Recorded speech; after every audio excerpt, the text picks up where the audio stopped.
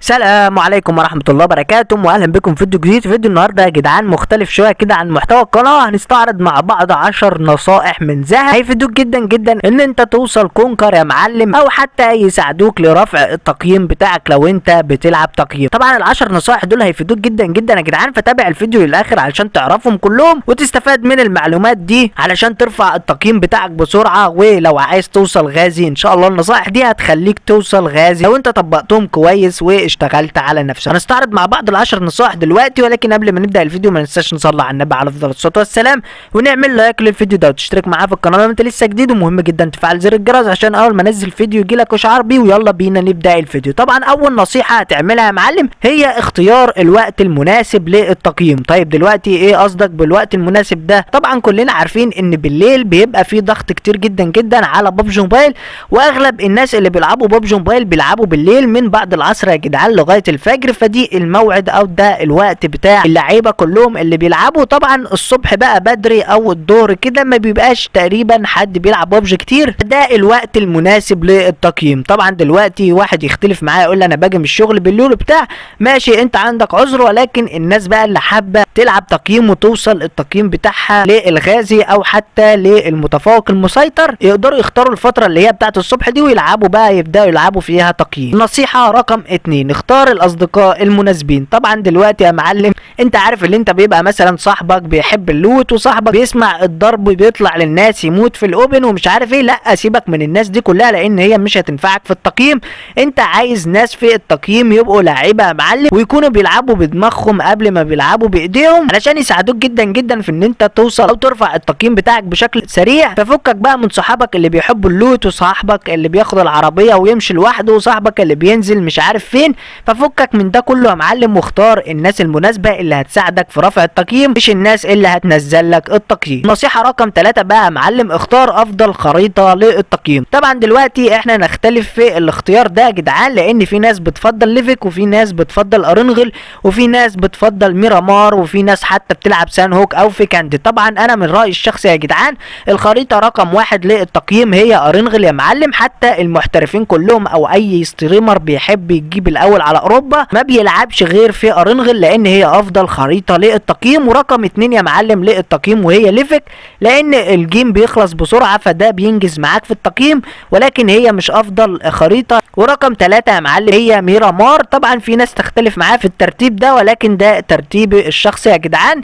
فافضل خريطه هي ارنغل وتاني افضل خريطه هي ليفك وتالت افضل خريطه هي ميرامار. رقم 4 بلاش تعمل رامبو يا معلم. المقصود بالنصيحه دي اللي انت ما تعملش فيها رامبو يا معلم وتبش على الناس على طول على الفاضي والمليان وتروح مثلا تنزل لي بوشينكي ومش عارف ايه. انت ما تعملش كده في التقييم. انت بتلعب تقييم اهم حاجه عندك اللي انت تفضل في اخر 10 علشان تزيد في التقييم يا معلم.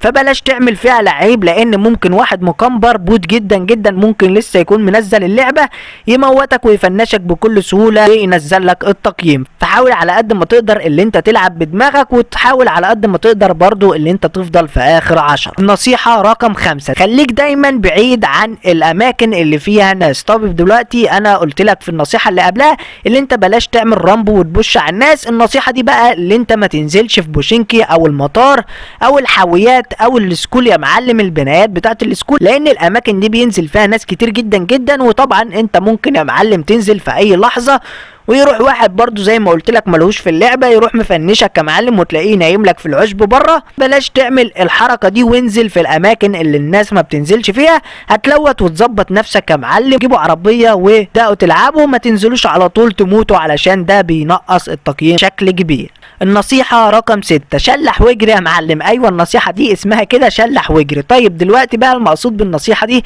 اللي انت لما حد يضرب عليك او تتزنق يا معلم بين تيم ولا حاجة، لو انت جنبك عربية يا معلم او انت في ايدك ان انت تجري منهم او تهرب منهم اعمل كده فورا يا معلم وهيبقى عندك فرصة اكبر من كده ان انت تعيش حتى ولو مت بعديها، ولكن على الاقل انت اكتسبت شوية وقت وزدت في التقييم بتاعك شوية بدل ما كنت هتموت في الاول وتنقص تقييم او حتى ما تزيدش حاجة. النصيحة دي مهمة جدا جدا للناس برضو اللي بتلعب تقييم انت لو اتزنقت في وسط تيم او اتزنقت في موقف يا معلم انت مش هتقدر تطلع منه، فانصحك اللي انت تجري منه يا معلم. ده مش هيخسرك حاجه، لا بالعكس هيكسبك اللي انت تزود في التقييم بتاعك. نصيحه رقم 7، لازم يكون معاكوا عربيه طول الجيم. ايوه زي ما انت سمعت كده يا معلم، لازم يفضل معاك عربيه طول الجيم، لان العربيه هتفيدك جدا جدا، وزي ما قلت لك لو حد ضرب عليك او حاجه تقدر تهرب بيها بكل سهوله، هتبقى كفر كمان ليك يا معلم من الطلق اللي هم يضربوه عليك. فلازم واكيد لو انتوا تيم يبقى معاكوا عربيه، وحتى لو انت بتلعب تقييم لوحدك برضو لازم يكون معاك عربيه، لان دي حاجه اساسيه هتفيدك جدا جدا في التقييم. نصيحه رقم 8، لم سموك يا معلم كتير جدا جدا جدا من هنا للصبح. طبعا السموك كلنا عارفينه يا جدعان اللي هو الدخانه. السموك ده مفيد جدا جدا للناس اللي بتلعب بطولات والناس اللي بتلعب تقييم، فبيفيدهم جدا في البطولات. حتى لو لقيت في البطولات يا جدعان في اخر زون ممكن يرموا كل واحد 20 سموك ولا حاجه، فدي بتفيدهم جدا جدا ان هم بيعملوا تمويه بالسموك علشان يقدروا يخشوا الزون او يقدروا يجيبوا واحد معين.